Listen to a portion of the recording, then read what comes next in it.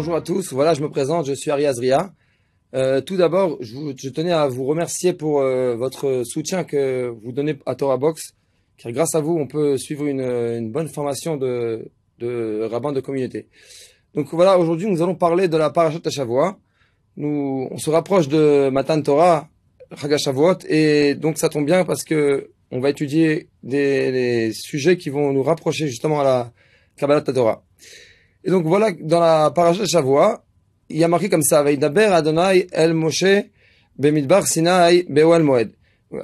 Akadosh Baruch Hu, il parla à Moshe dans le désert du Sinaï, dans la tente d'assignation. Le Midrash Rabban s'interroge et demande pourquoi on précise que ça a été, que Akadosh Baruch Hu, il a parlé dans le désert du Sinaï. Et sur cela, il répond comme ça, et il dit que dans le désert, lorsque la Torah a été donnée, il y a eu trois points importants. Quels sont ces 3 points que la Torah a été donnée avec ça? Premièrement, il y a eu le feu. Deuxièmement, il y a eu l'eau. Et troisièmement, le désert. D'où on voit le feu. Ve'ahar kulo yashan kulo. Deuxièmement, donc la montagne était complètement enflammée. Le deuxième point qu'il y a eu dans le désert, c'est quoi? Qu'il y a eu aussi de l'eau. L'eau, il y a eu beaucoup d'eau dans le désert. Et le troisième point, c'est que justement c'était dans le désert. D'ici, le Ktav Sofer nous apprend qu'il y a une loi fondamentale pour pouvoir recevoir la Torah. C'est justement, il faut qu'on étudie la Torah avec le feu. C'est quoi le feu? Ça éclaire. Le feu, il éclaire.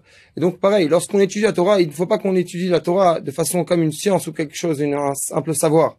Mais il faut mettre la Torah, dans ma vie. Lorsque j'étudie un texte, c'est n'importe quel texte, si c'est de la Gemara, si c'est de la Mishnah, si c'est de la Halacha ou du Moussar, il faut toujours me voir, il faut que j'arrive à rentrer dans ce texte et de voir en quoi ça me concerne. Et donc, voilà, donc ça c'est le premier point qui est très très important. On peut voir aussi dans le monde un peu comment ça se passait, par exemple avec la philosophie. Un jour on a attrapé un des plus grands philosophes, Aristote, en train de faire quelque chose qui était terrible, et son élève il lui dit: mais c'est pas possible, qu'est-ce que tu fais, maître? Et il lui regarde comme ça, il lui dit: écoute, moi, il faut que tu fasses ce que je te dis, mais ne fais pas ce que je fais. Et donc voilà comment on ne doit pas faire. On doit justement ne pas être comme ça. On doit, lorsqu'on étudie la Torah, se voir toujours dans cette Torah et de voir en quoi ça me concerne.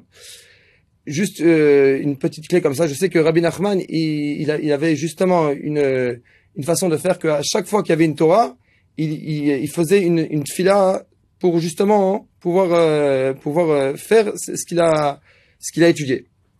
Et donc voilà, Bezrat Hashem, qu'on puisse étudier cette première Nekuda. La deuxième Nekuda, c'est quoi? C'est l'eau. Comme on a dit qu'il y avait de l'eau dans la montagne du Sinaï.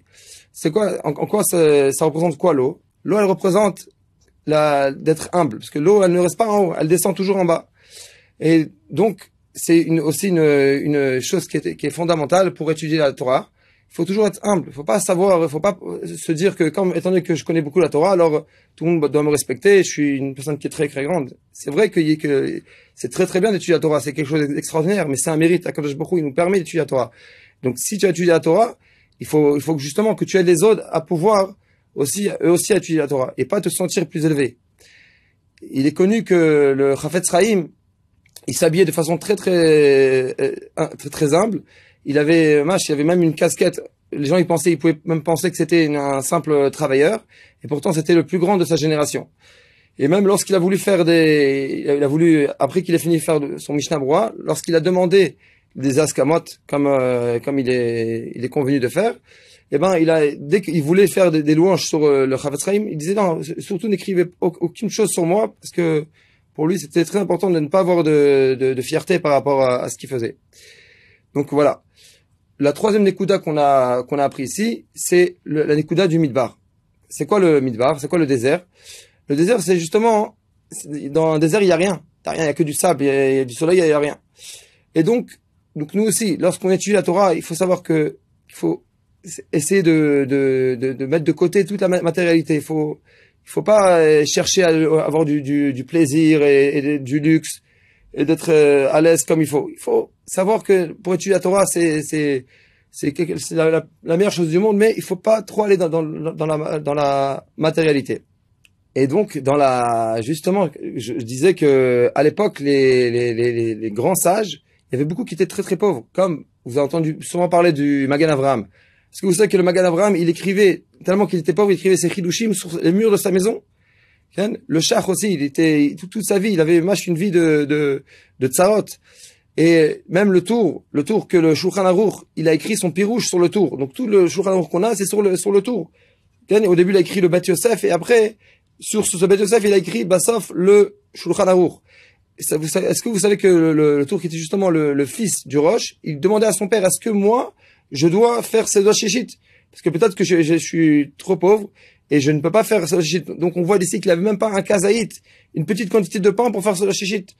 Donc, on voit bien que c'était un point qui était, à l'époque, qui était vraiment comme ça, et les gens, ils devenaient des grands Talmidei Chachamim.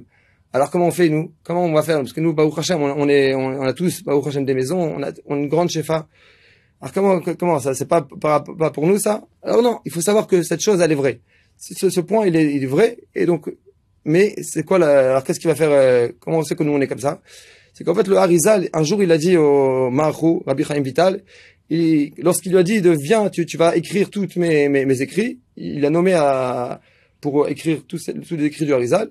Le Maharou, il voulait pas trop. Il a dit non, je suis pas apte. Il s'est vu, il voyait qu'il avait peut-être des choses qu'il fallait arranger.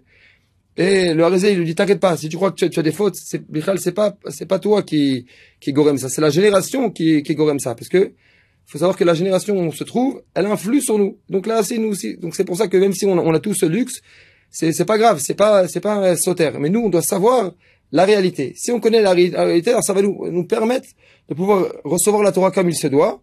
Et si un jour on doit aller, on doit soit aller kiffer, faire des grandes choses, ou bien sinon de prendre des choses qui sont plus modestes, on doit chercher plus vers la modestie. Car c'est une façon qui est importante pour étudier la Torah. Juste pour schématiser le nyan du désert, on raconte une histoire comme ça sur Rabbi Pessar Trocker, qui était une personne qui était venue de Chutz Laaretz à Jérusalem. C'était une personne qui était très très très pieux. Il étudiait tous les soirs avec un grand tzaddik, c'était un almour, Rabbi Chaim. Et le soir, il faisait Tikkun Chatzot. Après, toute la nuit, il étudiait la Gemara, Mash, avec ferveur. Et après, il mangeait vraiment très peu. C'était pour lui une grande Mesurut Nefesh. Et voilà qu'un jour, au bout de quelques temps, il voit que Rabbi Chaim, l'almour, il le regarde un peu comme ça, de façon étonnante, comme si il avait quelque chose contre lui. Et donc, il voit que les jours, ils avancent, et il est toujours énervé contre lui. Un jour, il s'arrête et lui dit, je comprends pas, Rabbi Chaim, vous avez quelque chose contre moi? J'ai fait quelque chose de mal? Alors, Rabbi Chaim lui dit, t'as fait quelque chose? Il dit, j'ai vu, il y a 2 semaines, je suis passé à côté de chez toi avant Shabbat, et j'ai vu que tu avais mis une très belle nappe en soie. Qu'est-ce que ça veut dire de mettre une grande nappe en soie comme ça? Et je lui dis, c'est pour ça que vous m'en voulez? Écoutez l'histoire de cette nappe. Lorsque j'étais plus jeune, il y avait un ami que je connaissais, c'était un grand professeur qui était très riche, il était trop malade.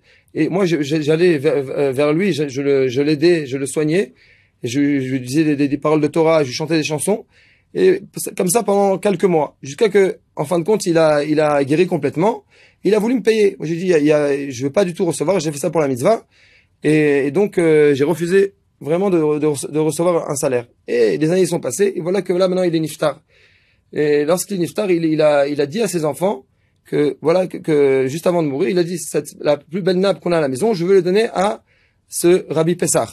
Et donc, c'est pour ça que là, je l'ai reçu. Et effectivement, lorsqu'on l'a reçu, j'ai hésité à la mettre avec ma femme, on savait pas quoi faire. Est-ce qu'on la met d'un côté, c'est pas trop le rouard de notre famille, et notre façon de penser, mais d'un autre côté, on devait écouter les paroles du défunt. Et donc, en fin de compte, on l'a mis. Et donc, le Rav, il écoute, il dit, effectivement, je comprends ce que tu dis. On va aller voir un autre gadol pour savoir qu'est-ce qu'il pense de ça. Et il est parti le voir. Il a commencé à dire, c'est vrai que d'un côté il faut pas trop aller dans le olam hazé, il faut pas trop aller dans la matérialité, mais d'un autre côté, il y a les paroles du défunt. Donc, comment on va faire? Il a dit, donc, tu vas la mettre, la nappe, mais tu mettras par-dessus, une nappe. Et donc comme ça au moins ça fera tu écouter la parole du niftar, mais d'un autre côté tu n'iras pas dans ce olam hazé. Juste pour conclure, cher public, il faut savoir un point le plus important qui est chez nous, l'Am Israël. Il faut vraiment être bessimra tout le temps. Et lorsque on est vraiment dans la joie comme il faut, alors là on pourra travailler sur le feu, l'eau et le désert. Shabbat shalom mevorach.